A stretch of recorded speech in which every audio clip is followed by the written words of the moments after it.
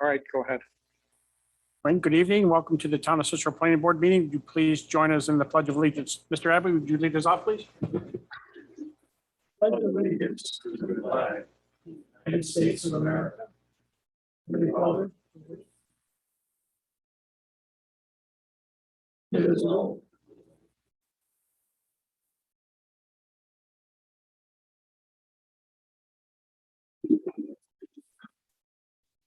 Quick note, the last item on the agenda, VIP structures, the applicant has removed that item from their application, and that's removed from our agenda. First item we got to do is the approval of the minutes from September 1st. Is there any questions? I have two changes. I know the ad says that Mikey will eat anything, but we have two places that Mike is attributed to a vote where on page 3 and also on page 5. Mikey didn't vote last meeting. It was so Mikey doesn't get the vote for that one. That's the only change that I found. Anything else? We have a motion to approve as amended. Motion to approve. Second. Mr. Aceto, Yes. Mr. Abbey, Yes. Mr. Blas, Yes. Snyder, Yes. and I vote yes, minutes have been approved. At this point, we'll take public comment on any active application that's currently before the board. If anybody would like to speak to any active application, please come up to the mic and we'd be happy to hear you. Hearing nobody's approached the mic, we will close the public input and go on to zone change recommendation for the property at 8016 Brewerton Road, for RC to PUD. CHA Consulting is representing the applicant. Thank you. Good evening. My name is Brian Bouchard with CHA Consulting, project engineer representing the applicant and developer, Tim Haskins and Clay Decker, who's also with me tonight. So this is for a proposed zone change for planned unit development called Metro North. It's at a property located at 8016 Brewerton Road. It's about 35 acres behind the auto dealership, former Sun Auto, now Eco Park dealership. It's just north of the Wegmans property and just south of Walmart. You'll recall that at the late end of last year, we attended the town board meeting and discussed the idea of the zone change with the town board, subsequently filed our applications with the planning department, including the site plan application, the zone change application, and the subdivision application in January of this year, and then attended the planning board meeting in February. So I won't go through the entirety, but just to give you a brief recap of what the components of the project are. It's a planned residential development. It'll be constructed in 2 phases. So the first phase would be a multifamily project, which is the area to the south and to the east of the property here. It's about 220 residential apartments. And then the second phase would be a senior living, which is in the northwest corner, which is about 180 senior living apartments there. And basically what we have done in the last 8 months since we last presented to you, the comments that we received both at the town board and at the planning board were really focused around traffic. We're on the Brewerton Road corridor, and obviously traffic is a sensitive issue with any development. So in the last 8 months, we've taken the time to complete a variety of studies and reports and comparisons, documenting that this that hopefully the recommended zone change and ultimately approval to allow this to be a residential PUD will provide the most benefit to this corridor. And essentially what we're talking about is that this is an existing regional commercial district that allows for large big box stores, high volume, high turnover uses like retail, commercial, and even a fast food restaurant, right? Something as small as a 1,500 square foot fast food restaurant on this 35 acres could have a really significant impact with respect to the traffic on the corridor. And that by allowing this residential PUD, what our vision is to create a town center, a residential community that will basically be a downgrade in the zoning intensity and provide the least impact to that corridor. So all of these reports and comparisons that we've prepared were provided to the town several months ago in May. to specifically give the board and the staff enough time to review it because it's a lot of data and a lot of comparisons that we've provided. And we've also more recently met with staff, Steve's office and the town engineer, Kate Fiorello, to discuss the different reports and the project as a whole.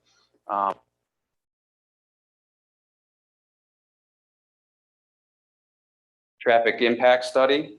The scope of the traffic impact study was given to us by the New York State DOT. The study was performed in January of this year, and we were given the guidance through New York State DOT for the adjustments that would be necessary for COVID. So we did collect data within the corridor, and we compared that to historical data going back to 2016 so that we could realize what the actual traffic impacts would be in a normal situation and not the reduced traffic that's perceived with the COVID. So the data collection was completed across actually 4 different intersections, starting at Stevens Place and Bear Road, which is all the way down to the south. So there's 14 intersections included within the corridor study that we did. We included AM and PM peak data, as well as the Saturday weekend data. The traffic study was very comprehensive in providing crash analysis, trip generation, site distances, capacity, speed, growth rates, and really to discuss the results of it is that with the residential PUD, we're approximating about 80 trips during the peak hours for this proposed residential development. The recommendations that we made within the report for mitigation were limited to a few minor tweaks within the corridor at 4 different intersections, which are just signal timing changes because there really was no gross impacts. And then more importantly, and we knew this going into the project, having worked on the Sun Auto, the new dealership, and that any future development would likely warrant a traffic signal. And actually with the residential development, there was a few of the warrants that were not met, but there was enough of a threshold that the DOT agreed that the intersection with the driveway would become a signalized intersection as our mitigation. What we did not include to our benefit in the traffic study was that we are going to be offering future cross-access points to the north and south, which is something that we talked about with the board at the last meeting, to both the Wegmans and the Walmart parcel, and also a cross connect with the adjacent Fairview Avenue, which is the small residential neighborhood that's just to the front of the site. We do control the land there. We own the land to the south, and the town's right of way touches it. So we have the ability to offer that cross access at the day one mitigation, and we're open to suggestions. Obviously, there's been some input in the past with the SMTC corridor study that those residents may not desire to have a cross connection, but I think the town and our office believe that there's a benefit to providing them with signalized access so they have a better way to get left turns into their development and left turns out of their development, or maybe it becomes a one-way in, one-way out, or a crash gate or something, but that cross access point is also shown on the plan. And in the end, what has happened is that we've submitted this to the DOT and they've reviewed it. They took 8 weeks to review it, a comprehensive review, and they've provided to us and to the town their acceptance of the traffic study in concurrence with the mitigation measures that we've proposed in it, and make the statement that this development, the residential development, would not have a significant adverse impact on the local roadway system with that mitigation measure of the traffic signal and the minor signal timing changes that we've provided. So traffic study was incredibly comprehensive, documents everything associated with this proposed zone change. And we actually went a step further and did another analysis, specifically comparing the trip generation for what would otherwise be realized under the regional commercial district for retail. So we developed a fictitious site plan that included an allowable use of retail, a big box store. It had a hotel and some office space. And we provided that to the town and for the board in May as well. And comparing that to the residential PUD, what we have proven is that this development will actually reduce the peak trips in the AM peak hour by 125 trips compared to a retail use. And then even more in the peak hours, it's 424 trips that we would reduce by allowing this to be a residential development instead of some type of commercial or retail. And then obviously in the Saturday as well, it's 483 trips reduced. So there's a huge benefit again to allowing this, residential community by way of the zone change in comparison to something else that may be proposed under the existing zoning. So we have the traffic study. We provided the trip generation comparison with the existing zoning. And the other one that was specifically requested of this board was to take a really hard look at the Syracuse Metropolitan Transportation Council's US Route 11 corridor study, the SMTC Route 11 corridor study. That focused on the corridor as a whole, but it had a lot of valuable information specifically identifying the future development that could exist behind Wegmans, the auto dealership, and Walmart. And what we did is we took that study and provided you with an analysis and excerpts from it, the applicable data to this particular parcel.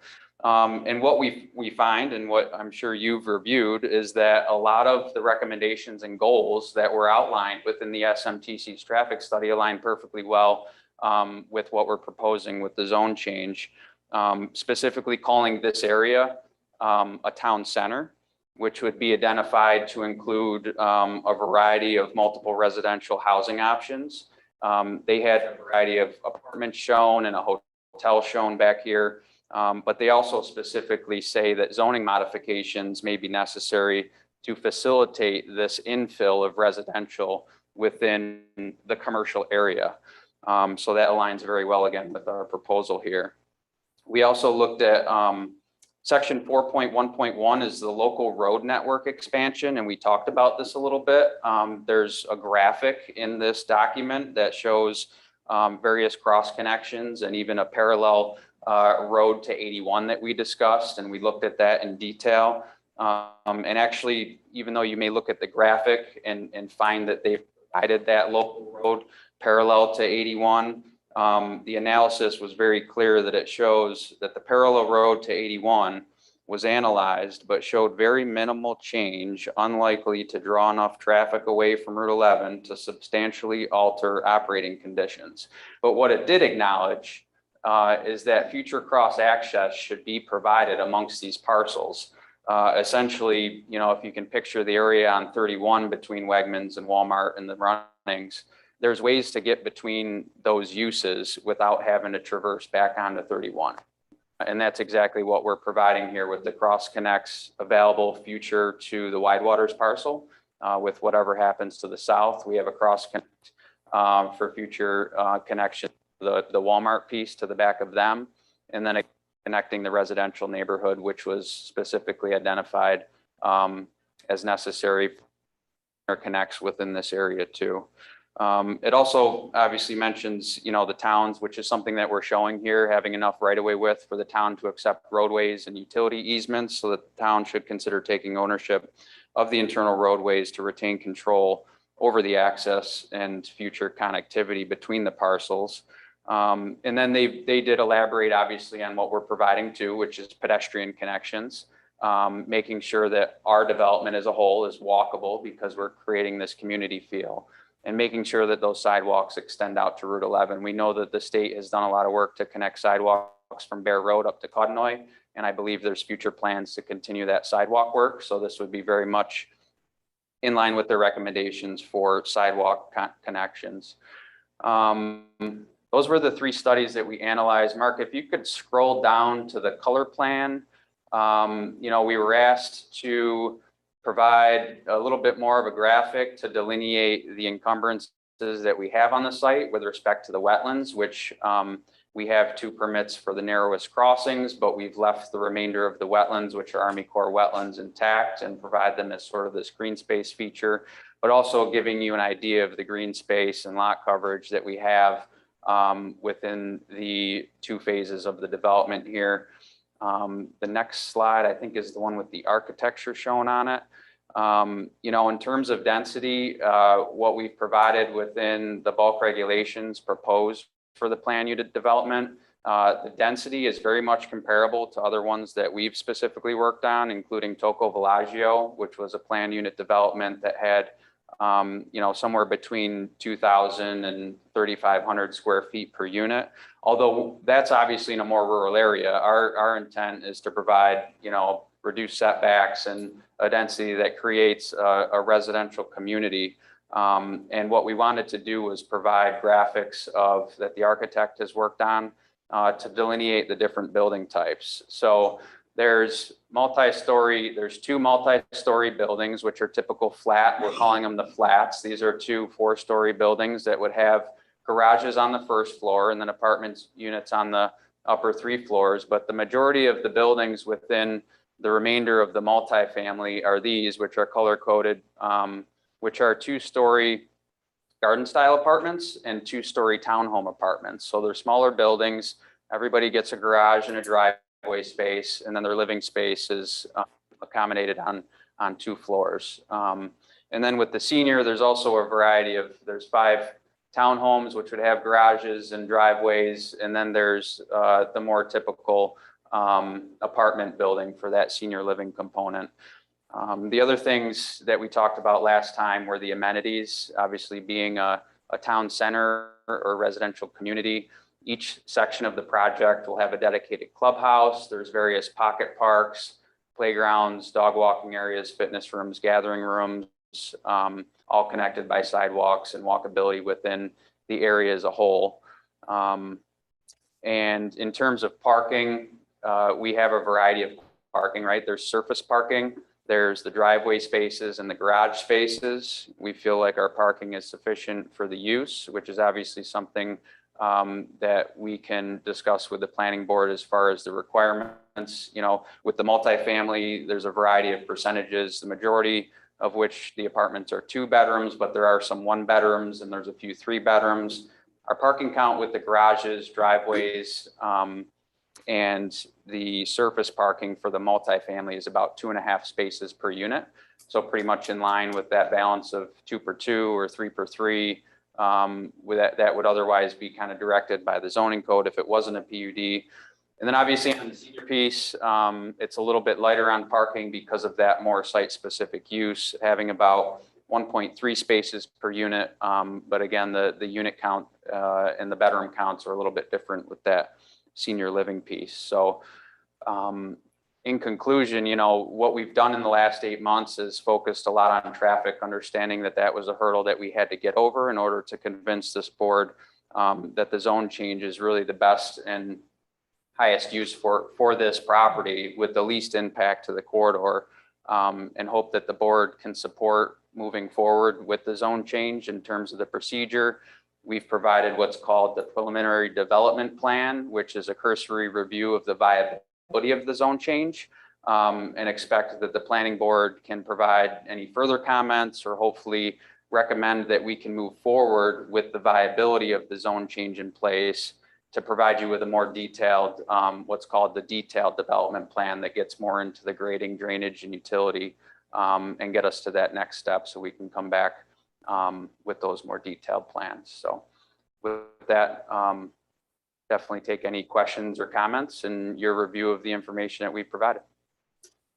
Thank you for the information. Mr. Rosito? Questions. You said 2.5 parking spaces. Is that, I'm not sure, is that including the garages? Correct. Yep. Can we do that? Can we include the garage? I thought. So the parking, I believe, is just a discretionary item through the planning board.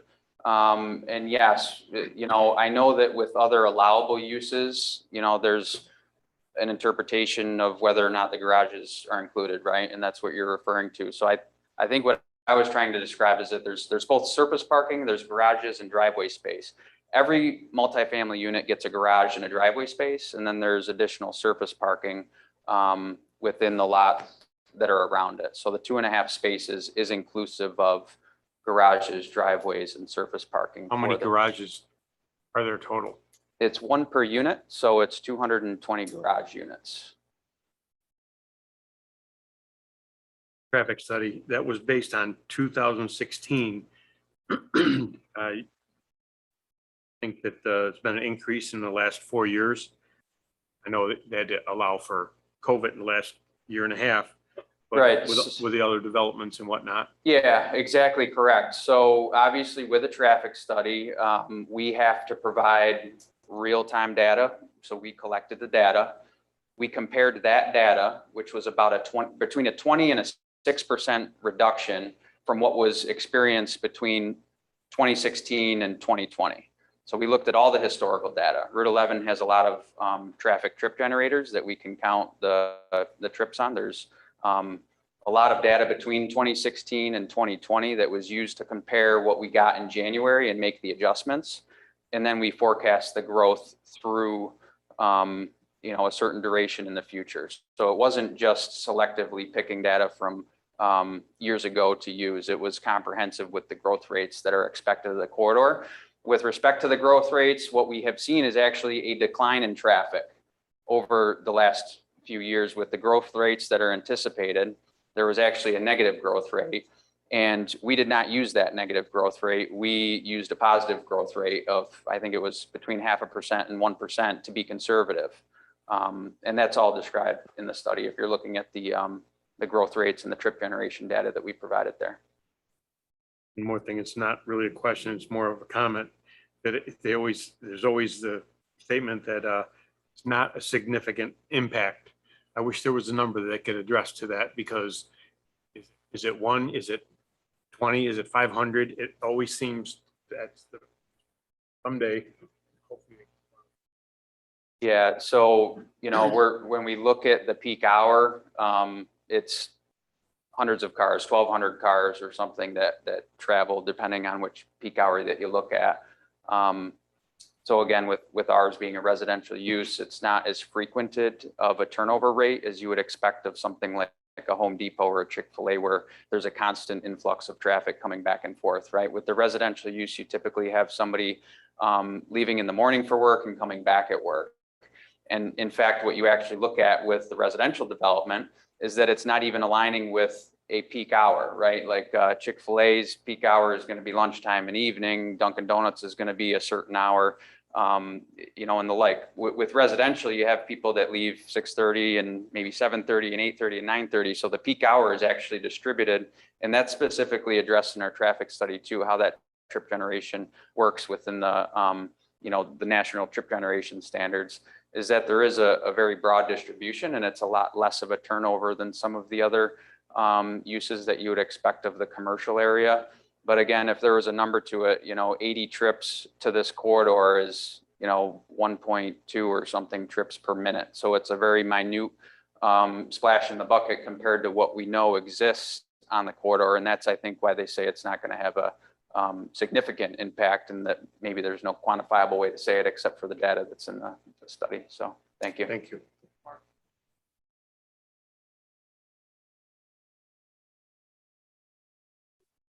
Thank you, Wayne. Mr. Abbey. First, I'd like to compliment you on your presentation, professionalism, thoroughness. In the last 10 years, I don't think I've ever, experienced such a great presentation. I So appreciate that. congratulations on that. Phase 1 proposal. Chuck, microphone. Phase 1 proposal, is that all to the left of the wetland section, or is that 1 and 2? Yeah, so phase 1 is going to be this group of buildings to the south, which are Okay. multifamily. And then this group of buildings to the east of the wetlands. So this is all phase 1, which is multifamily apartments, and there's a different variety of housing types. The second phase is the senior living, which is just this quadrant of the site. And it's the second phase because as the developer has explained, I think at previous meetings, it makes sense to get the majority of the earthwork and construction and make the community somewhat vibrant before you invite the seniors in for the senior portion of it. So it'll be phased, where phase 1 will be the multifamily, which is inclusive of these, if you can follow my cursor. Sure. And then phase 2 would be this quadrant right here. Okay, then the road coming in from Route 11 alongside of the Chevy dealer it's obviously a 2-lane road. Correct, yep. Yes, and that would all be built as part of the phase 1. So the entire road network and the traffic signal would be part of the access that's necessary to construct the project. And the possible connection north and south to those areas, is that in the plan or it has to be Yeah, worked so out? we would provide the road right of ways necessary to touch the property lines. Obviously, it's difficult to actually make the connection, particularly to the south, because this is the most appropriate location for it. I don't know if you want to scroll back up to the aerial view so we can get a better overview. The connection to the south would really be connecting what other future development happens back here, right? It's in a good spot for it with whatever happens to the south. To the north, we've showed providing that roadway and right of way to the property line. But again, it would be to the benefit of the town. And at some point, you know, if there's a greater plan for what may happen behind Walmart, that they can make that connection happen there as well. So the infrastructure and the roadways would be provided for that. And that vacant property to the south, do you own that also? We do not know that's Wide Waters, right? So, Okay. yeah, All right, I look forward to seeing more information. appreciate it. Thank you. Thank you. Mr. Snyder. I was on Route 11 yesterday at 1 o'clock in the afternoon in a parking lot. So I have a little problem when I read the traffic study and then when I ride in my car on the actual roadway. So I have a real question in whether we can support the traffic that will be generated, because I don't think we can support the traffic we generate today.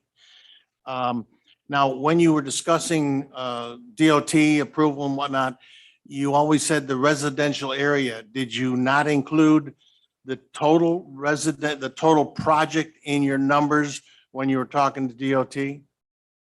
The entirety of the project was included in our scope, which is both phases of the project for a total of 400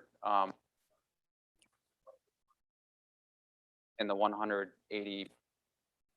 Okay. The other thing, I guess I'm trying to study up on PUDs. I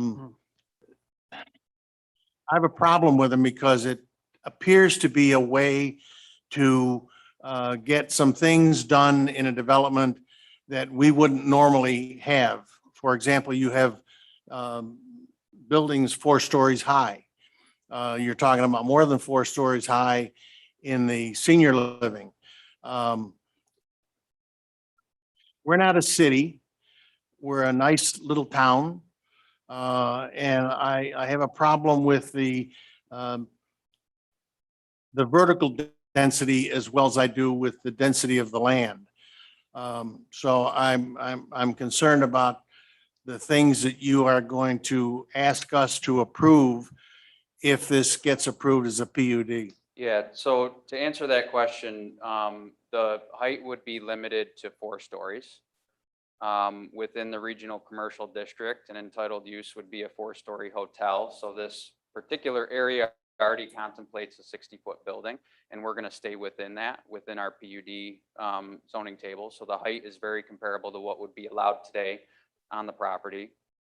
And same with things like building coverage. You know, 40% is allowed in the RC district, 30% building coverage allowed in what would otherwise be the residential multifamily district, which is comparable to the apartments that we have here, and is also 30%.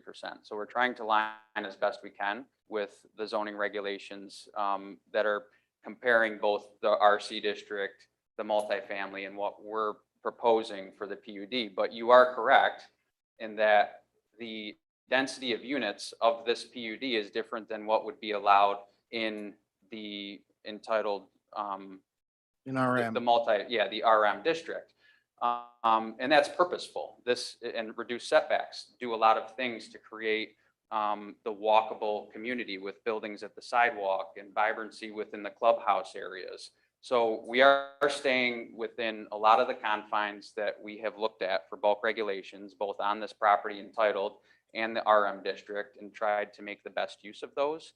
and still create the density and the setbacks and things that make the project a residential community setting and not something that's more contemplated within the RM district, like out in the rural areas, right? Changing something from, an agricultural district to an RM district is a little bit more sprawling than we anticipate in terms of being within this commercial area. So that's part of the justification in allowing the PUD to go forward, is that we believe in an area that's appropriate for this type of community. The percentages that you used for coverage, is that including the total site, or did you take out of that number the wetland area?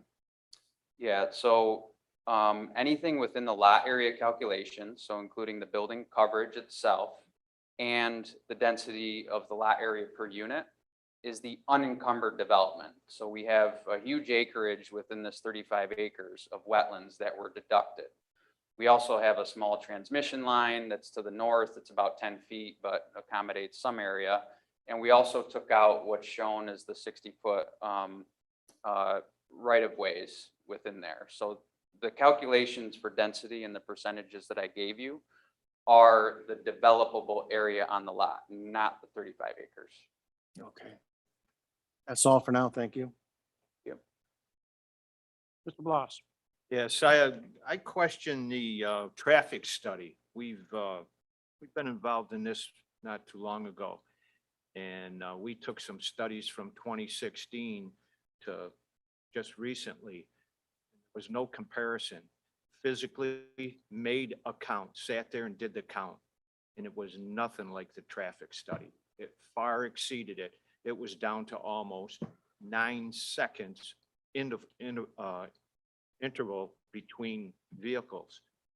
And that was only in one direction. Now, if the state's involved, I'd like to know, how did they determine these numbers, north, south, everything?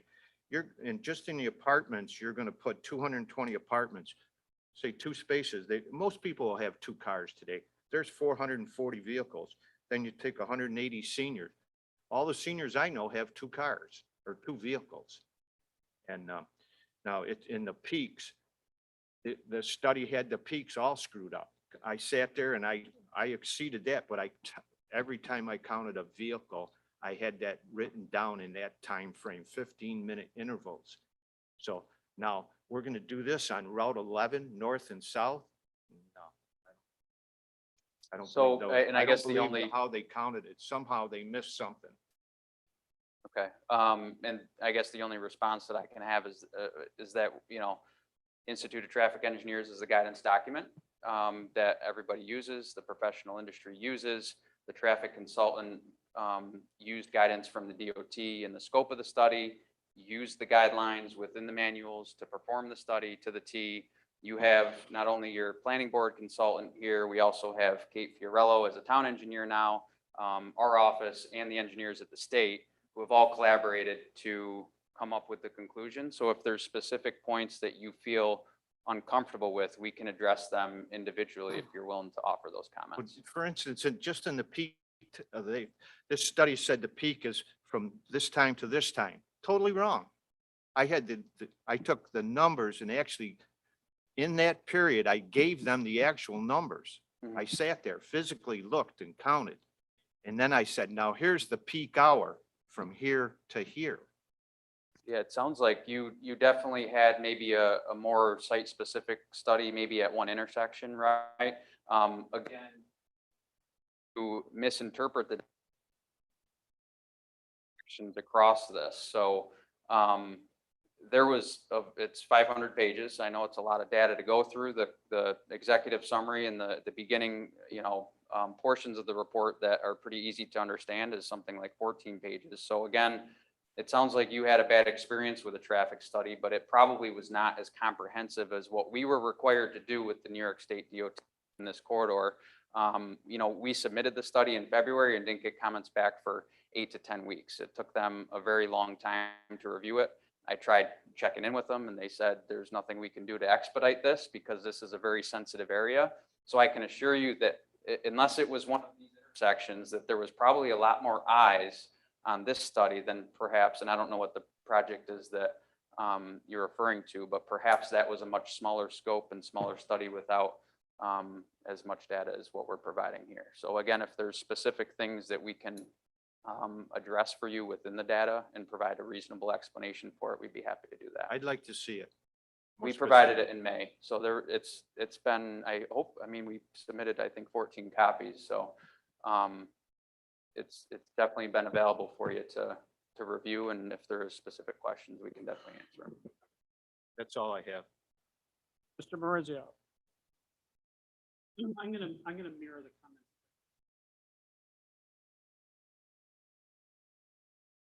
Study at all take into consideration?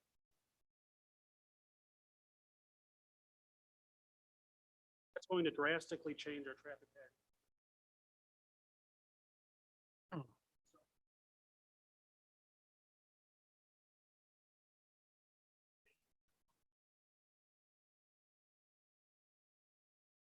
I'll have to look specifically at White Pines because that was outside of the study area, but I understand your reasoning behind being able to traverse between Codnoy Road and Route 31. So I'll see if there's something else that we can opine regarding that. Again, you're talking about a huge development at White Pines though, right? There could be a substantial impact on traffic to the corridor because of the White Pines development. And what we have shown, and I've discussed within the last little while here, is that this has such a small impact, right? At 80 trips, like one car per every 1.2 minutes or something, that regardless of the impact that that development may have, there's going to be no significant impact of this residential component to the overall corridor, no matter what increase happens, right? I think what I'm trying to say is that may have an increase, and they may have to adjust either traffic routes or signal timing because of that development, but that this would not be more of a gross impact than I guess the White Pines development would be, because that is a very substantial commercial and research project, right? Correct, and that's yeah. I've hit every red light on that road.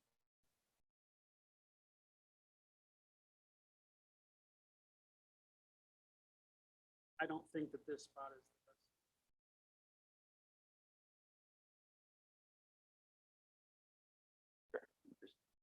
the best. My name is Tim Haskins with United Group of Companies. I'm with the developer. One of the things I think Brian has tried to make the point of tonight, and that we spent a lot of time trying to make the point of, is that this property, this 35 acres, is zoned regional commercial right now, and it's for sale.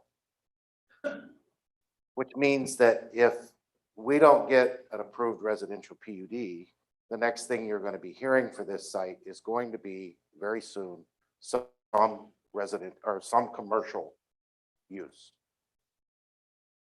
We've got it under contract. We've had it under contract for a year. We know there are other buyers who are interested in this property for a commercial use.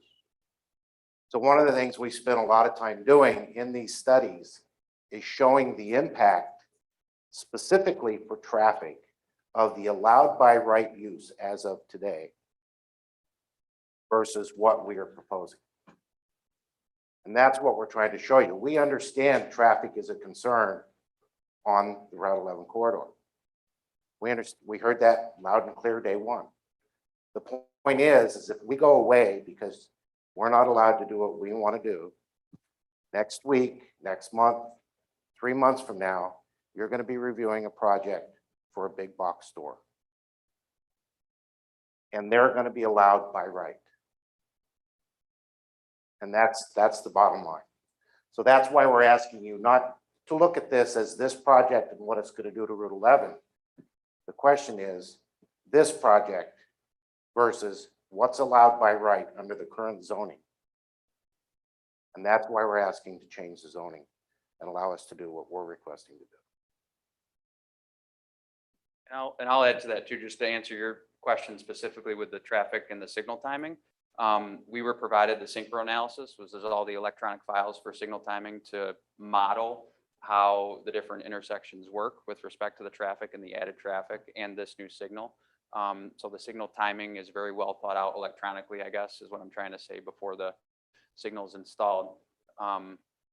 And as part of the traffic study too, and if you've read the DOT's comment letter and acknowledgement and acceptance of the traffic study, Betsy Parmalee did say that, you know, what we're saying is that this isn't going to solve all the problems on Route 11. There's a lot of intersections that have issues, and there's a lot of traffic issues on Route 11. We've improved some of the intersections with signal timing, but that this project won't have any more impact to what's existing, right? We can't solve the problems that are out there now. And what we've justified is that this project will not significantly alter what the existing traffic is out there, is what I'm trying to say too. So hopefully that makes sense. Thank you, Mike. Just to piggyback on what Mr. Rosito mentioned earlier. Every time a subdivision or development comes in, we hear no significant impact. And then you have 30 or 40 of those, and all of a sudden there's a significant impact. And clearly traffic is a concern here, and you know that, and we know that. So when you hear a traffic study says no significant impact, at some point you got to say, I'm out. My personal phone is on the town website, and I get text messages and emails from people sitting at streetlights here. Let me know that I should be thinking about this. So whether or not a big box can come in next week really isn't a concern of mine. I mean, we'll deal with that if and when that happens, but that almost sounds like a threat, quite frankly. So traffic is obviously a concern.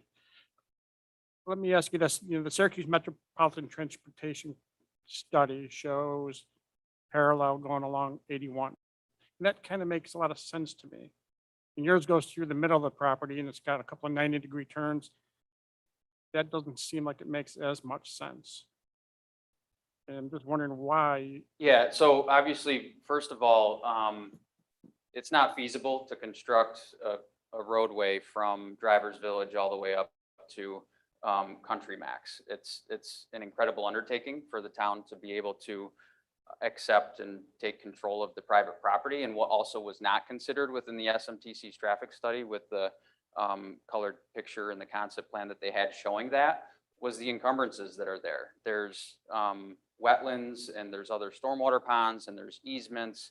There's a lot to take into consideration in order to even bring that to fruition.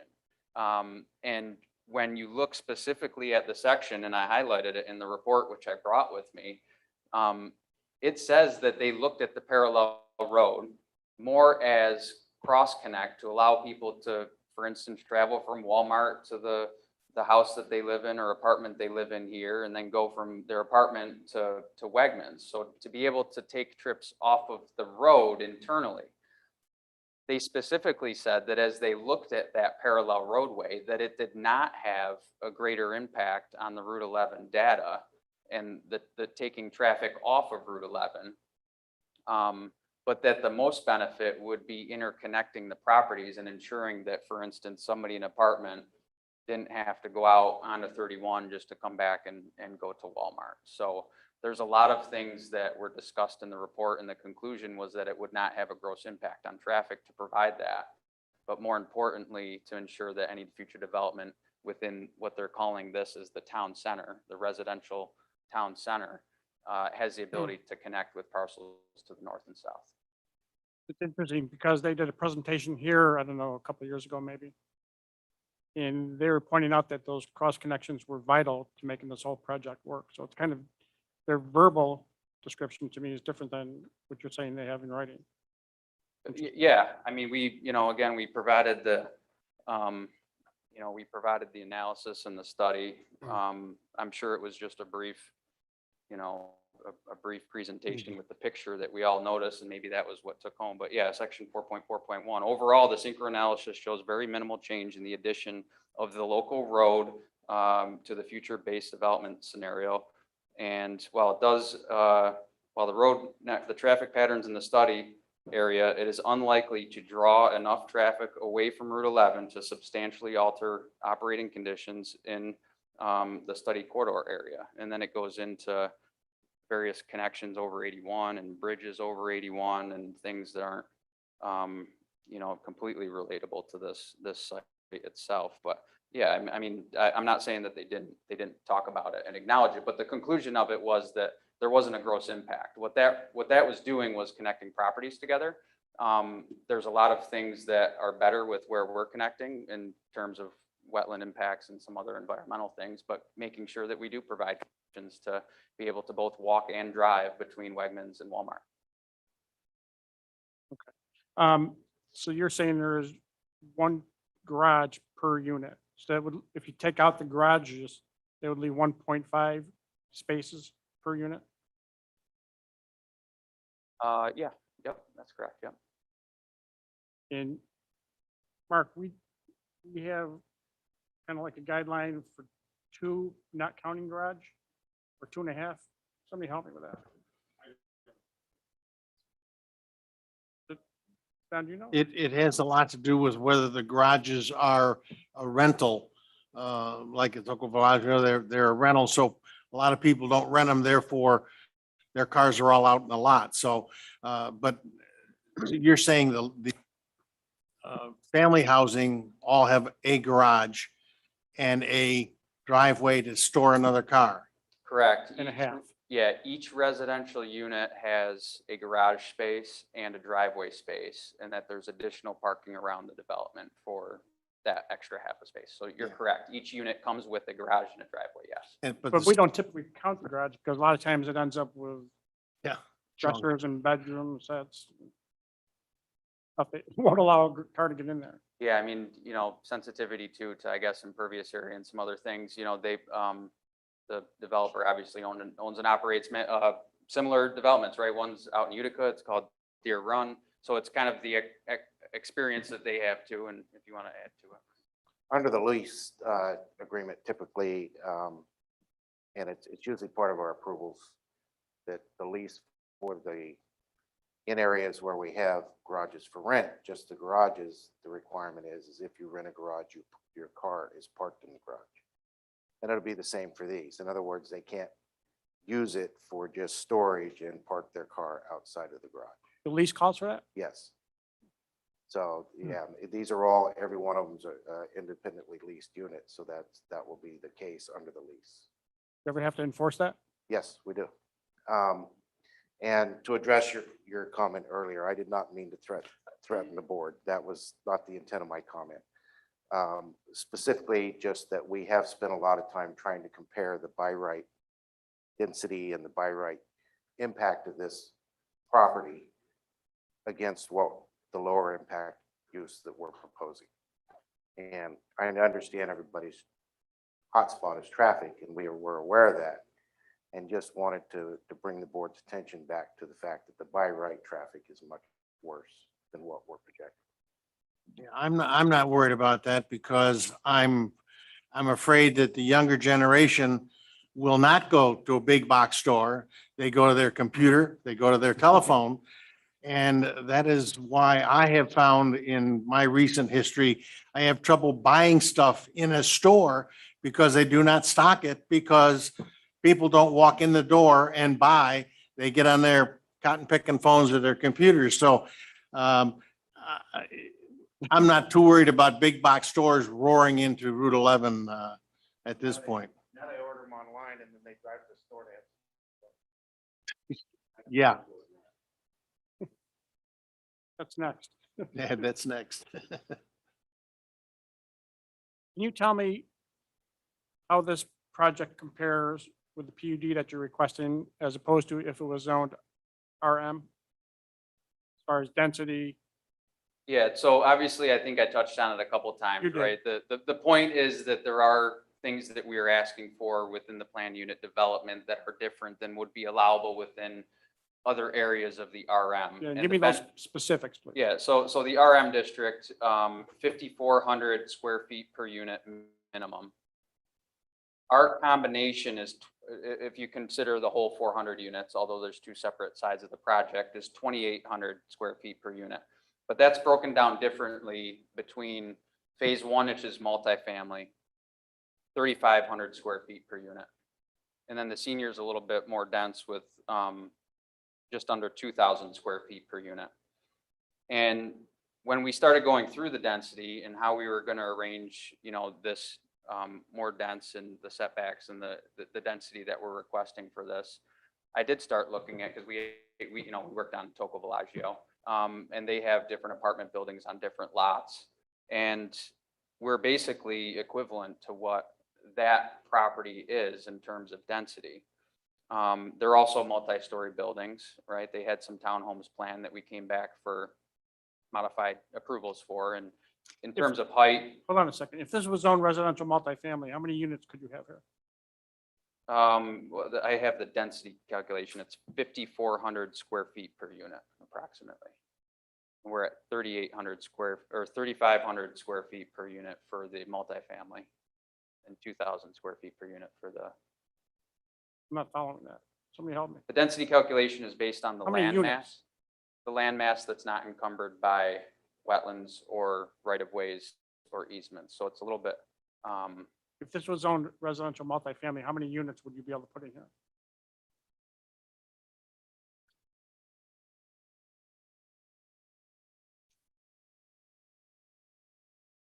And if you compare this with Toco Villaggio, they're 3-story buildings. They're not 4 or more. yeah. So again, with that, that's out in a more rural area, right? Again, they were changing from an agricultural district to a more intense PUD district. So I think that project, although we're comparing density, is a little bit different in terms of area. 4-story, a 4-story hotel at 60 feet is allowed in this area. So the height has already been contemplated because of the adjacency and the commercial corridor, as opposed to something that's, out in the RM district or the more rural areas that are out there. So height is comparable to what would be allowed by right here. It's 60 feet in the RC district, and we're not going to exceed. I want to pretend it's residential multi. I don't care about what it is now. It's commercial. I want to know residential multifamily. I want to know why are we not asking for RM instead of PUD here? Because because of the density, basically because of the density and some of the other requirements, right? The setbacks to make this a residential community. It's a lot different when you look at the RM district, which is a much more sprawling site, right? I'm not finding the fact that if you squeeze everything together and put a bunch of units and use up all the land for improvement, that it's making it a better residential neighborhood. I'm not buying that. I guess the only thing I can say is with land use planning, when you get into the more, either a downtown area or a more commercialized area here, you look to have a building placed on the sidewalk and the engagement within the walkability, right? To be able to put the building on the sidewalk and have people within a close proximity to each other. You're closer to the clubhouses, you're closer to sidewalks, the walkability of it. It's creating less of a footprint than a more sprawling development. That's not making me think, yeah, we should make it more dense and have more traffic.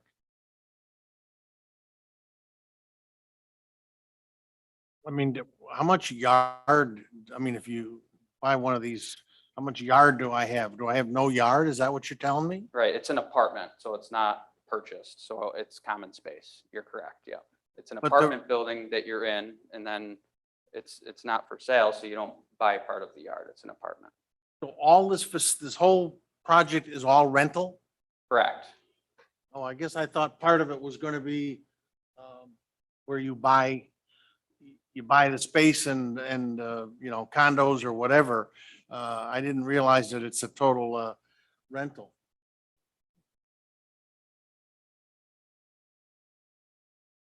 No, it is all rental. And to answer your question, the townhomes, about a third of these units are townhomes. And the townhomes will have a small backyard for each townhome.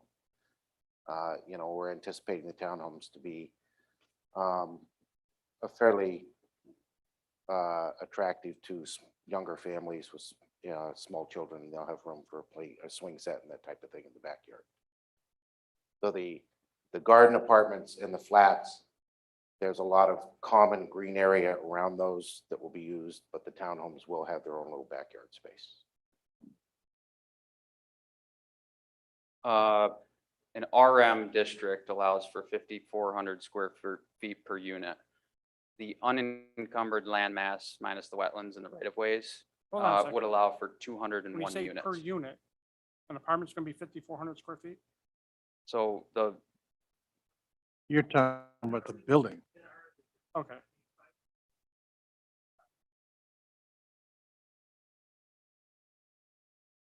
Got it.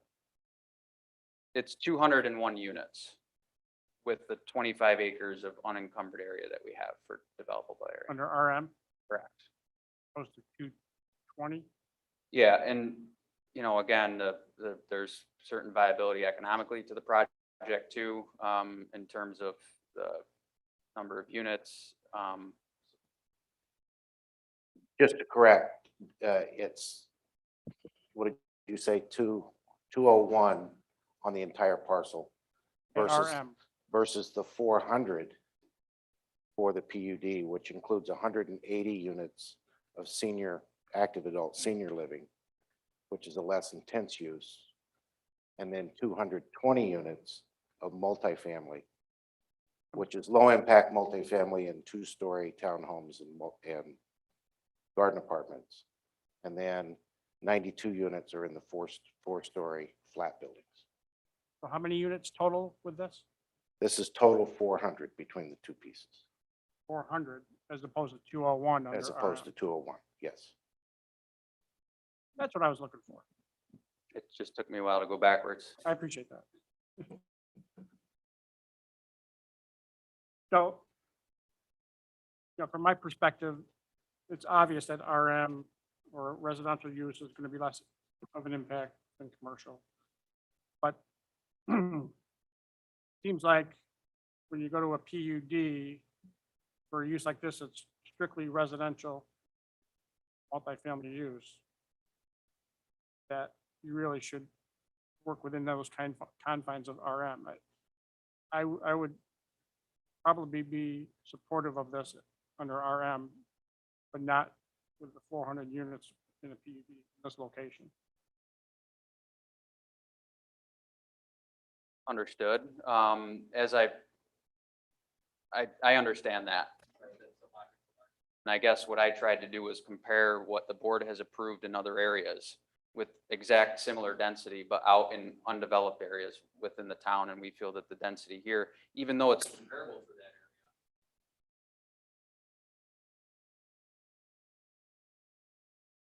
that And it comes back to that main concern, right? Traffic.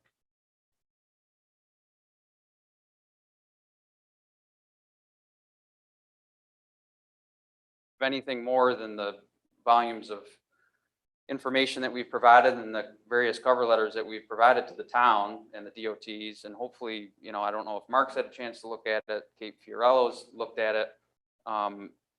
We have solved the traffic problem, in my opinion. We've provided volumes of data in agreement from the operator of the corridor that this development will not have a significant impact on traffic.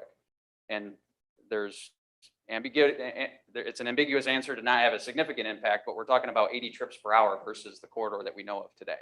It's a drop in the bucket for this residential use, even with the density that we have. So I understand your comment. I mean, go to Home Depot and try to get into Home Depot and try to get out of Home Depot.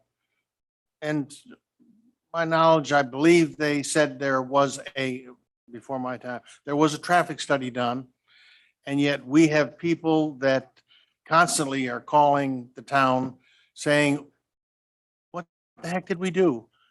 Completely When we understand. put, I go to you know- home, I don't go to the stores up front, but I go to Home Depot on the weekends and in the evenings. And I can tell you that the Chick-fil-A's trip generation in the peak hour is in excess of 100 trips per hour on probably half an acre.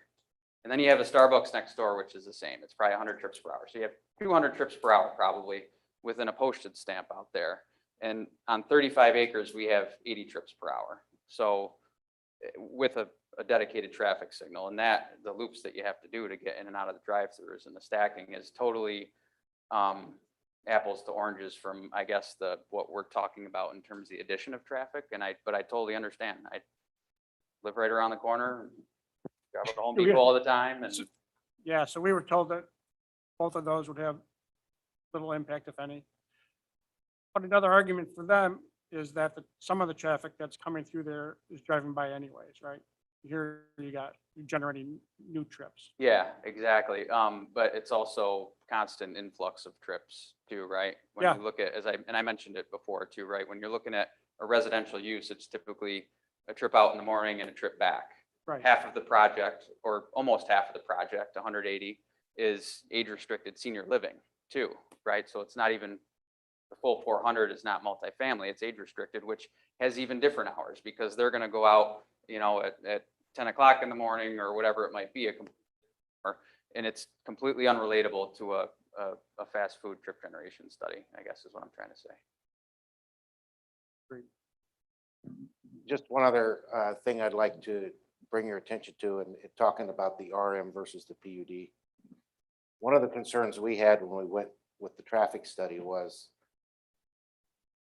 sometimes it's very hard to get DOT to okay a traffic signal, these warrant tests. And when I first spoke with you, I told you that we would want the traffic signal out there for the residents of this project. And we were afraid that the traffic study wasn't going to warrant a traffic signal in the end, and it just barely did. But what I think was important to note from that traffic study was the mitigation that we've proposed with the traffic signal, with tying in the Lincoln Avenue residential development, with the timing signal changes on these 14 different intersections that we studied. So the traffic signal or the traffic study contemplates timing changes at all the signals up before and after this project.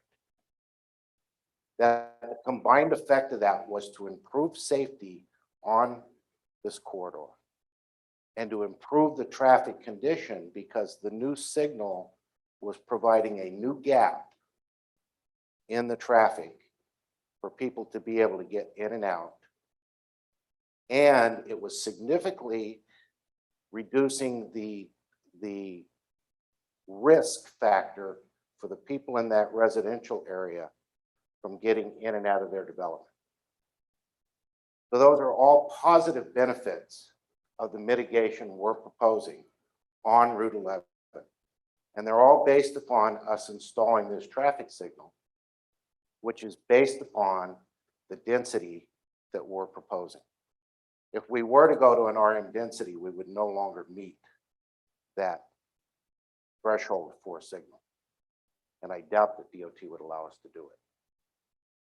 So that's just one other thing to consider when we're talking about the whole traffic analysis. Yes, it says insignificant, but it says a lot of other things. It says a lot about what these mitigation items that we're proposing along the corridor, not just a signal out front, but timing changes and all the signals before and after will do to impact and actually better the situation on Route 11.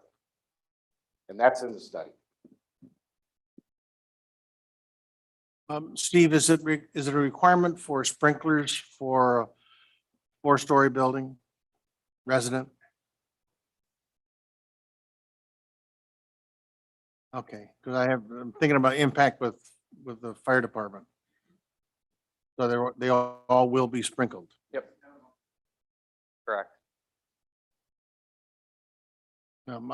As I said earlier, my 4-story building, maybe you can put a commercial in, but it's a big wall, blah, blah, but a commercial is one thing, residential, I think it'd be great if they were all 3-story and that's instead of 4, or the seniors being even taller. Steve? Neil, any thoughts or comments? Mark? So then where are we? So, I don't know, is that a question for me or staff? Yes.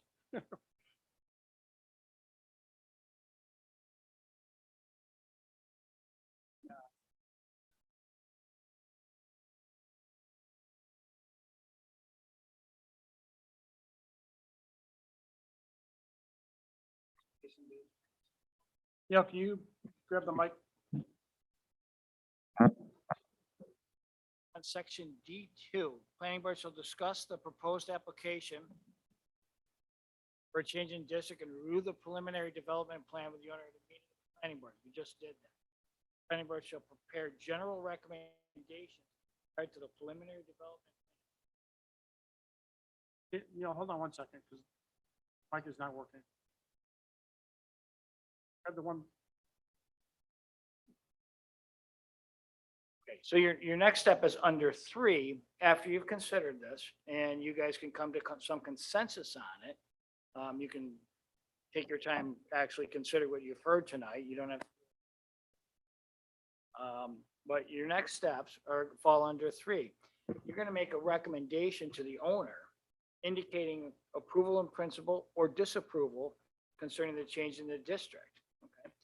And part of that recommendation can be, and I'm going to read again right directly from the statute. The planning board shall state any specific changes it will require to authorize the owner to submit a formal application development plan. Okay, so approval, disapproval with conditions, disapproval. Okay, those are the things you're going to be thinking about. And one of the things is conditions, you can put conditions on approval, okay? And you can mention them in your, in after you come to consensus, and then you're going to deliver that to the owner. But one of the things that you've been hearing tonight is density. Density, should it mirror an RM? Should it be 200? Should it be 300? Should it be 400? Should the height be 4 feet? Is that acceptable? Those are all things that, that you're going to have to think about it as a planning board and then come up with a decision on this. And then the decision will have to be communicated to the applicant. And just a point of. Right. What it says is. Just to move it along. PUD. Principle that puts to the next step of detailed plan, which then goes to a public hearing, which then goes to the town board for the adoption and formal zone change. Recommendation and approval. That's correct. It's in principle, but it's the next step. And it's the next step in this. Principle, things that you would are the exact things that I just mentioned. Principle, you might say, but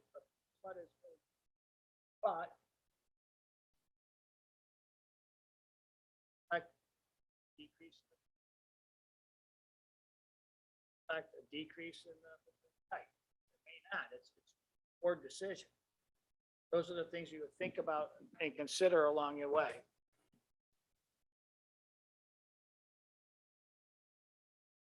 Anybody else want to add to where we are? Steve, you set? Parrish.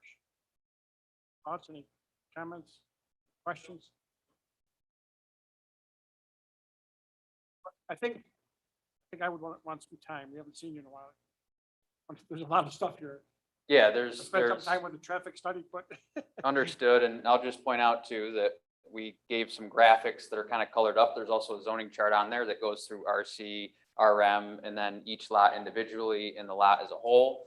That I'm sure can be forwarded to you as part of your collaboration and written recommendation back to us, along with all the other information, which I know that Steve has in terms of the traffic studies and comparisons that we discussed tonight. You So received these new plans electronically By email, today. yes. If you want hard copies, you can I could drop them off, yeah. The only thing, it's the same type of layout. The zoning data was important to us to have this discussion tonight, so I added that comparison and then the architectural graphics, just to give you an idea of what those buildings look like. So you should have that, and I can drop hard copies off for that, for Steve to distribute as well as part of your recommendation process too. Is there any way that land can be left such that the parallel road to 81 could in the future be built? So we looked at that. And again, so there's an economic viability to the project too. In order to provide enough land there's a lot of wasted land because a lot of it is wetlands. There's actually 2 points where the wetlands cross.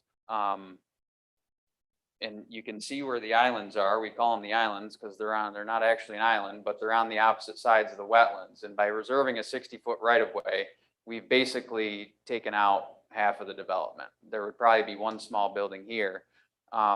So it wasn't as reasonable to provide the right of way in this spot, I think, because of the wetland crossings that would be further disturbances for some future roadway.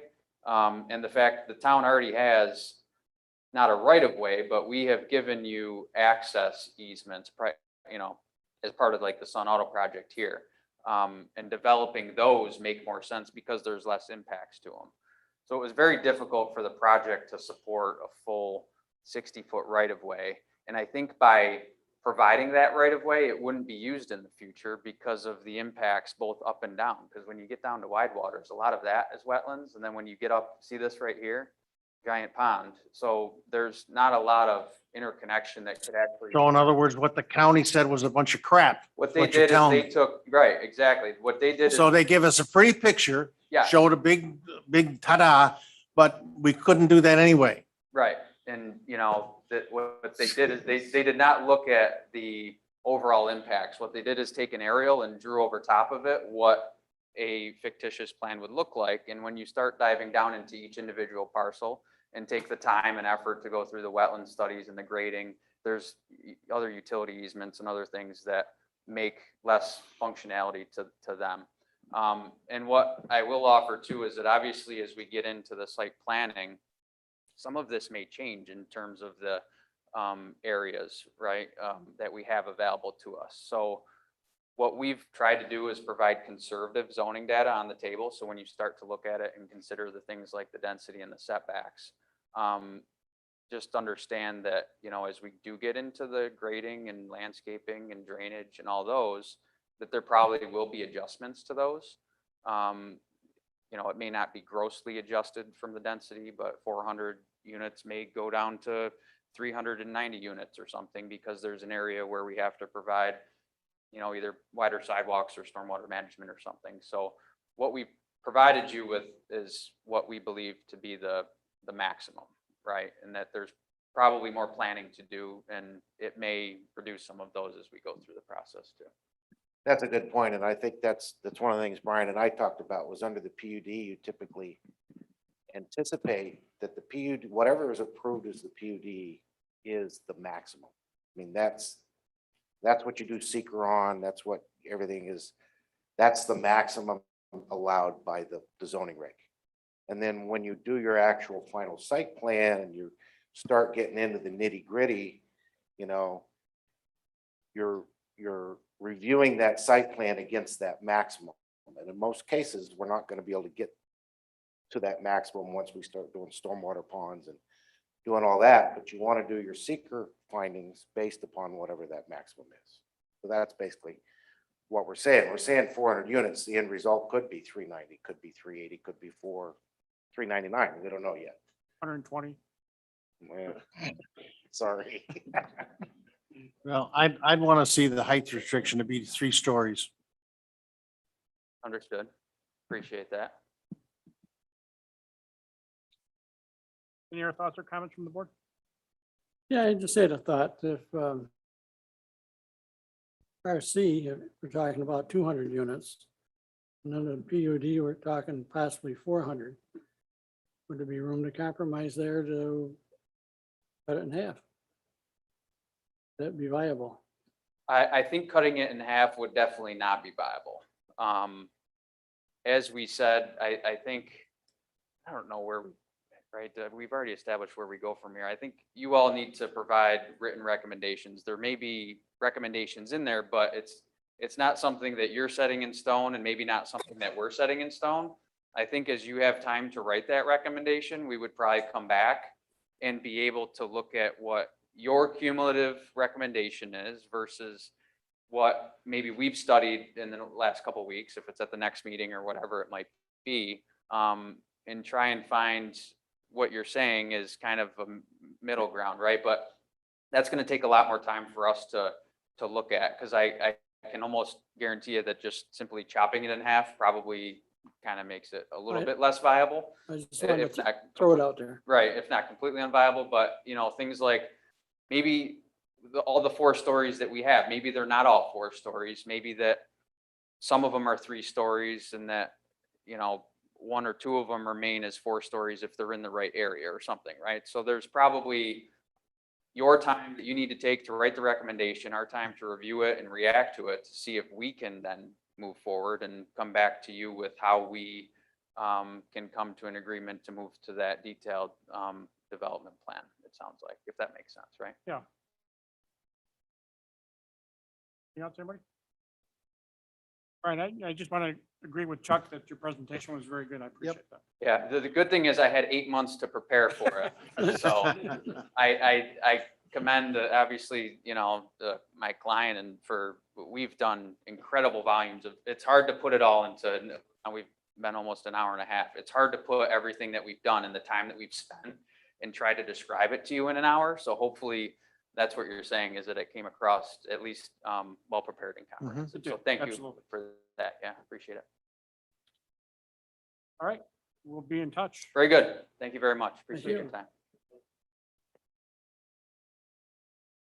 Bring us to the next, excuse me, next item on the agenda, Don Former for the Walmart property, 8060 Brewerton Road, a proposed Walmart MFC expansion. Don't get an hour and a half. Well, that was, good evening, everyone. My name's Travis Koger. I'm a representative with Dewberry Engineers. We're representing our client, Don Homer, who is with Walmart.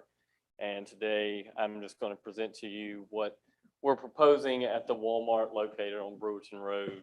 It's known as Walmart's new initiative that they're going with. It's called MFC, stands for Market Fulfillment Centers. As you mentioned before, everyone goes onto their phone now and they go to get their online groceries from their phone. They drive over to Walmart. They go park in their designated areas over on the side, and they come there and they wait for someone to bring out their groceries or whatever items they ordered to them. This initiative that Walmart's going with at select stores for now would be a replacement to pickup that's located at the store. So instead of going to these parking spots and waiting for someone to bring their items to them, they would come into this area. These 2 rectangles that you see on the screen would be remote towers. It's basically a drive-through window at a bank. You pull up to it, there's remote towers with transport portals with an automation system. And So it's like a P-tube system, but not a P-tube, essentially, like at the bank? yeah, essentially it's the same thing as that, with robots that send it through as opposed to just some sort of, just mechanic system. The robots will put things into a basket and then they travel through these transport portals and come down to your vehicle, and you get out of your vehicle or you reach from your vehicle to the tube itself and grab your groceries. Oh, you're not gonna load them in my car? Nah, I gotta get out of the car? unfortunately, you gotta get out of the car. We're not advanced enough yet to make it Oh. where they'll just load it in there for you. But there would be 2 different portals on each side. So 2 cars can be stacked on each side, which means with this configuration, 8 cars could be loading at a time while the rest are queued behind them. We have bypass lanes on the middle section and on the farthest right section. We weren't allowed to accompany a bypass lane on the farthest left because we didn't want to impact that drive aisle located planned left. So the bypass lane just allows you to, if the car in front of you is still loading and you've finished, you can drive around, exit. So it just allows a little bit better flow of traffic through there. The existing pickup stalls would then be restriped to normal Walmart parking, so that area would still be used for parking, of course. With this iteration we're showing here, what's known as the front drive along the front of the store would need to be pushed out slightly for the MFC expansion. That was a Walmart requirement, just to have a certain depth. They needed 25 feet of depth from the edge of the tower to the drive aisle. We have since been told that that depth can come back, where we don't have to impact the front drive at all. So we wouldn't lose any parking across the drive aisle to extend the BFR, is what it's not, building frontage road. There would be no loss of parking in that area. The entrance to Walmart would remain the same. And you would simply just reduce what we're showing on screen here. You would reduce it by 15 feet. So instead of 25 feet of queuing space, you have 10 feet of queuing space before, when you're leaving the MFC area. For stormwater purposes, we're not increasing the impervious area on site. It's going to be the same amount of impervious area that's currently there, so no increase in stormwater runoff from this site. We'll use the inlets and stormwater structures that are already out on site. The drainage would remain the same. You may be able to tell from this plan, the MFC towers would be at the as finished floor. And we would drain the water towards the front building frontage road or towards plan left to the existing stormwater inlets that are there. There's a sidewalk there that would allow pedestrians to travel around to the front of the building if need be. That is a turn down sidewalk, so the pedestrians would be protected from any cars that are located in this MFC area if they needed to walk out to the front of the road and they were parked over on the far left side. For large items that cannot be placed into these transport tubes, there is a new doorway that would be placed where Walmart associates would just exit out of this doorway, and you would then, they would bring it to your vehicle while you're parked at the tower. So you'd still be at the tower and they would just walk the bigger items to your vehicle.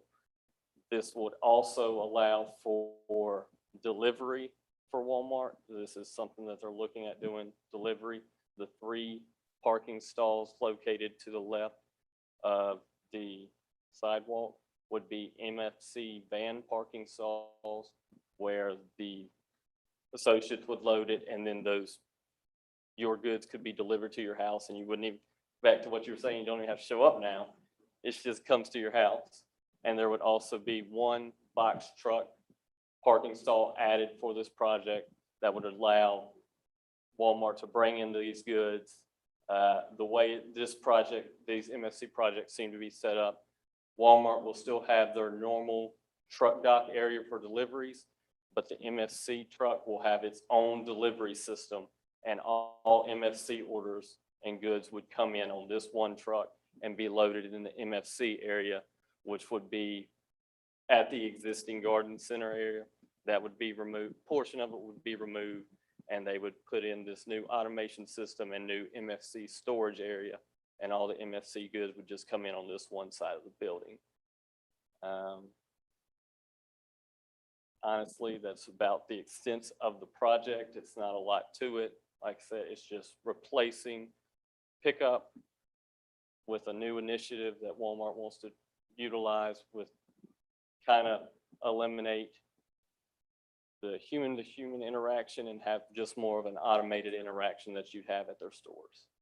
So if we have any questions on this, I would love to take anything that you have to say. You have any graphics to show where this setup is located in the parking lot or the store? I mean, just to look at this, you have no idea Mark, can you pull up the where area? we are.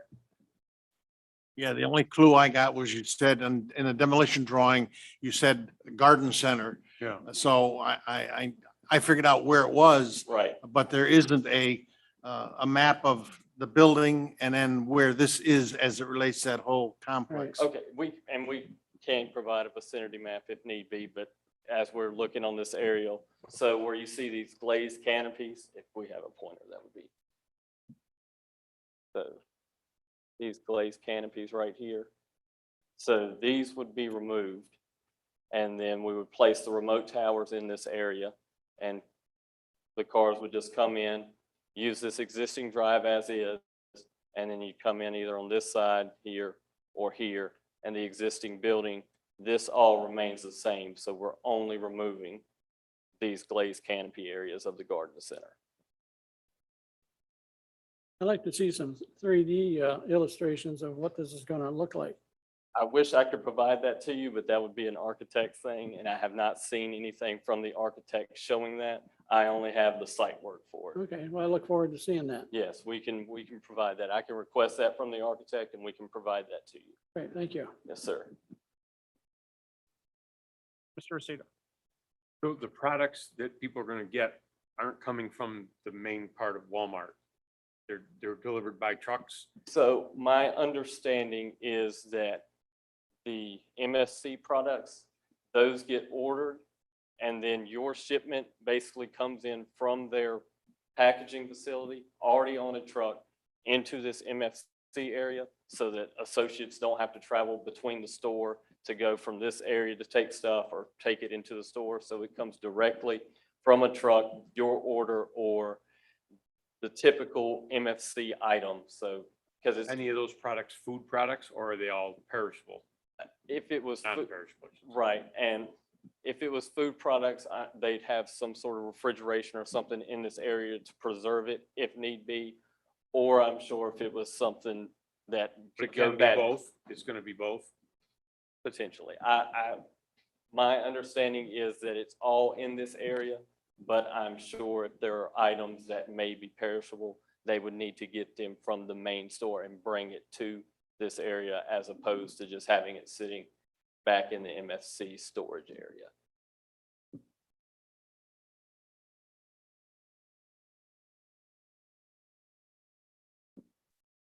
All set, Jeff? For now, a lot more. Mark, questions. that's helpful. Thank you. Ravi. I'm all set. I just look forward to seeing more detail and operation. I don't see how it's gonna work very well, but Walmart knows more than I do. Mr. Snyder. Well, it doesn't surprise me. My daughter lives in Colorado Springs. She on Saturday orders her groceries, and on her way home from church, she picks them up. Right. So I think we'll find that probably perishables and stuff will be stock that's in the store right now. I think in order to make it work fast. But what happens to the garden center? I mean, you're taking 2/3 or more of the garden center. Shouldn't we be looking at what that changes to? So we look at the whole project? So for this store, the garden center would not be replaced. So the area that's lost for this garden center would not be replaced. Those goods would just be placed in the 1/3 area that's still left, but they would not add on to the building with any more area, and they would still just have this MFC area. So there's no additional building plan to be built to accommodate what's being lost for this project. Okay, and then I think ultimately we need to see, at least I'd like to see the way we get from the towers, from the store to the towers, because there must be some other construction that's involved in that whole thing, that would ultimately change, the pencil drawing we see here. So the interior piece that's changing within the building, you'd like to see that? Well, you're saying you're getting the food, you're getting the product from the building out to the tower to my car. Right. I just want to make sure that part of the end of the process doesn't cause some other changes that we don't see right now on the drawing. That's understandable, and the architects will be submitting their building plans, which would provide more information for the interior piece of the building and automation systems. So that would be included in their building submittal.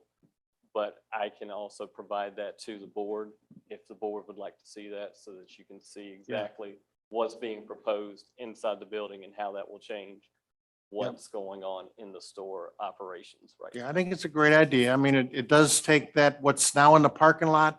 You have people bringing merchandise across the main driveway Correct. to the little areas where you're just looking for an accident with that situation. Correct. And I So- think that's what Walmart has kind of realized, that although there may not have been accidents, there is more potential for an Just a matter of accident time. with this pickup. So they're looking at ways to make it safer and easier for everybody. So they're looking at doing more of this Yep. remote tower. You pull up, you do everything yourself, and then we don't have to worry about people trying to cross busy drive aisles while customers are trying to leave the store.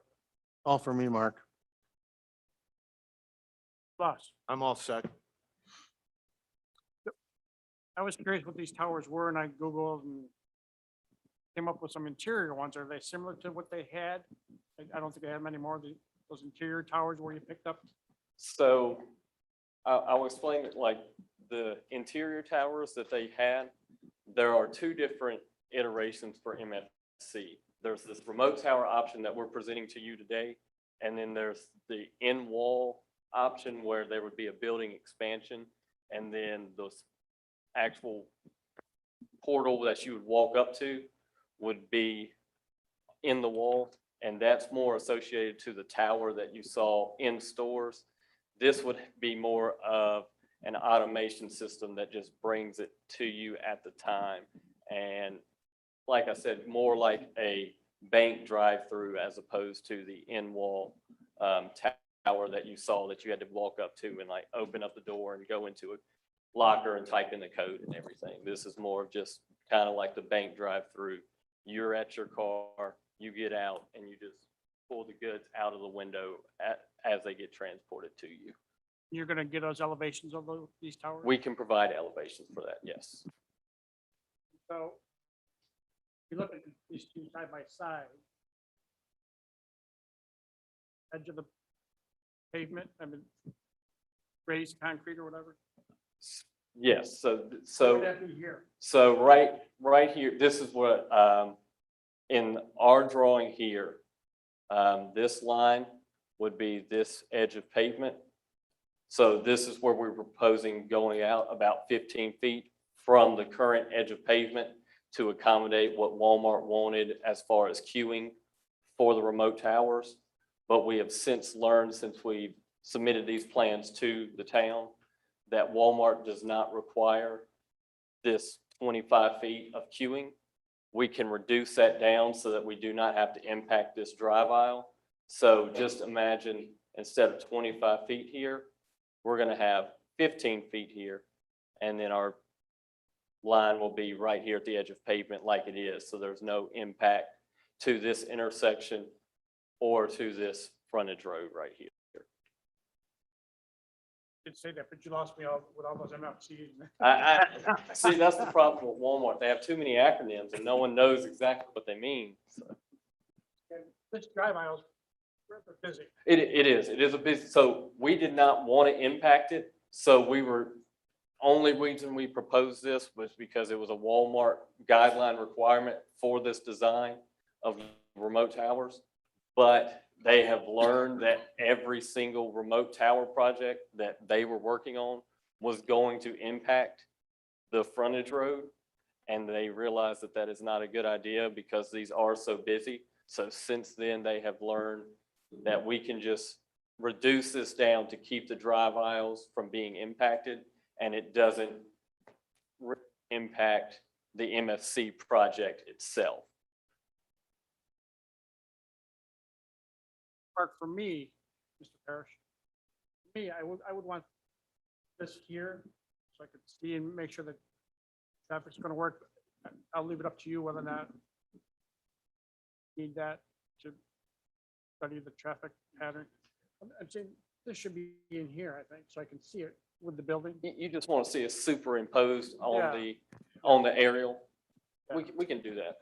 Traffic's gotta be a concern here, right? Right. I mean, so there would be, You could provide that, I think it would be helpful. right, yeah, there would be people leaving this area. You know, you're looking at maybe essentially 1, 2, 3, 4, 5, 6 cars at most trying to leave there at the time. And most likely, we're never going to run into a situation where 6 cars are trying to leave, because while cars are loading their vehicles, you're either going into the bypass lane to exit, or you're waiting for the car in front of you to leave before you can go.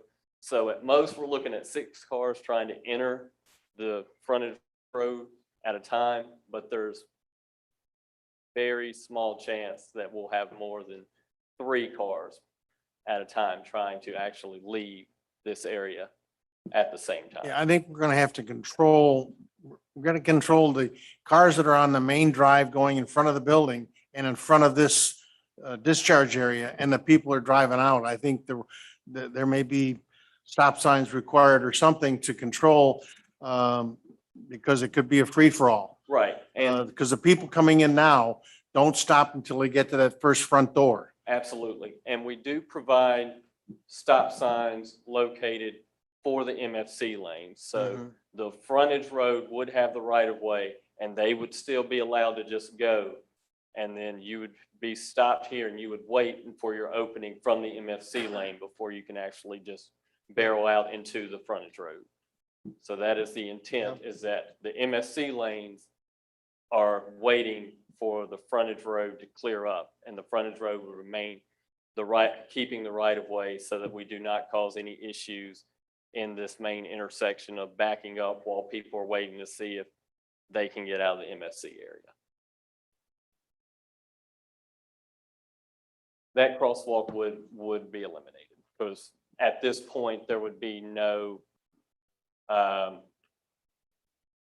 crosswalk's at the door right now. right, that crosswalk's at a door for garden center. So since the garden center is being eliminated, this handicap spacing may remain just so Walmart doesn't restripe it. But the only reason that this crosswalk and handicap spacing was here at the time was to enter into this garden center. So since this door is being removed, this crosswalk is no longer required.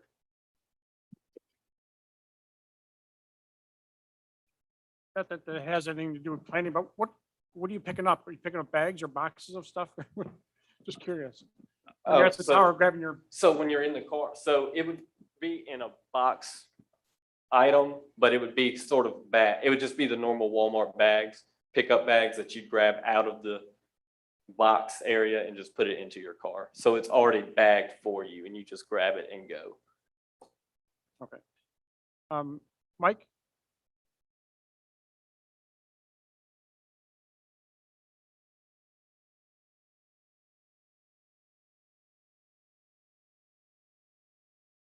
We can look at that. The left, right is Yeah, Walmart stuff, but if that was something that the town wanted to see, since it is very close to that intersection and it could cause issues, I don't think Walmart would have any problem shifting at least that farthest left lane to a right only. But if we wanted to see all three lanes go to right only just to better control traffic, I don't think that's a deal breaker.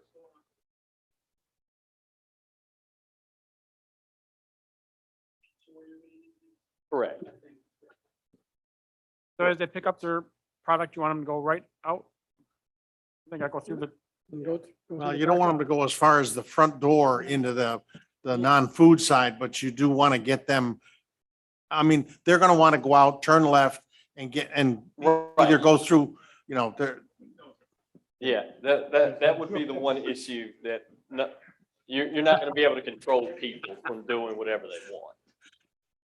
yeah, I mean, I've seen that, we have a lot of these right in, right out. That's a bunch of crap because I've watched people drive, turn left into a right in, right out, pull out. I mean, it's a joke. I mean, so these people, when they pull out, they're going to pull out and go whichever way they want to go, Absolutely. no matter what the signs say.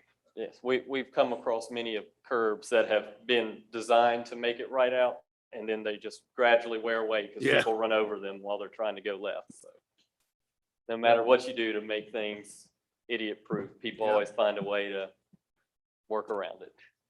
Idiots do. Mike, anything else? Okay. Steve? Portal tubes you're describing to get the goods, is it underground? So it would be it would be overhead. There would be a clearance to allow for vehicles to be able to drive underneath of these tubes. So it would come in overhead and then drop down. like Disney, the monorail. Right, essentially, yes. Yeah. Mr. Jermaine? Parrish?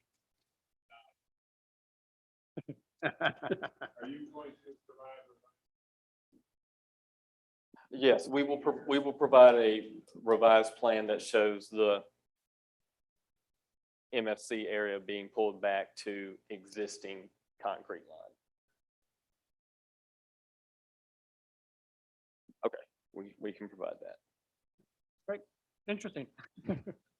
Less contact with other people. Yes. Yeah, I felt bad when some people came up and they're like, oh, well, ours definitely isn't going to take that long. So, I appreciate the information. yeah, thank you for your time, guys. That concludes the agenda items, board comments. We have a motion to adjourn. Motion to adjourn. Second. Meeting is adjourned. Thank you.